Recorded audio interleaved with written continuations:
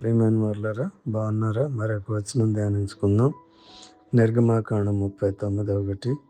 మరియు వారు నీలి, ధూమ్ర, రక్తవర్ణముల దారముతో పరిశుద్ధ స్థలములో సేవ చేయుటకు సేవా వస్త్రములను చేసిరి. ఈ మహిమ సౌందర్య వస్త్రాలు పరిశుద్ధతను సూచించాయి.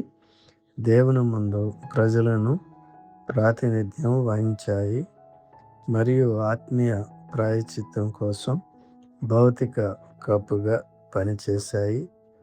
నీలం, ధూమ్ర, రక్తవర్ణాలు యేసుక్రీస్తు యొక్క దైవత్వాన్ని చూపుతాయి. నీలం పరలోక మూలాన్ని, దైవత్వాన్ని. ధూమ్ర రాజరికాన్ని, రాజ్యాధికారాన్ని సూచిస్తుంది. మరియు రక్తవర్ణం బలిని, రక్త ప్రాయశ్చిత్తాన్ని సూచిస్తుంది.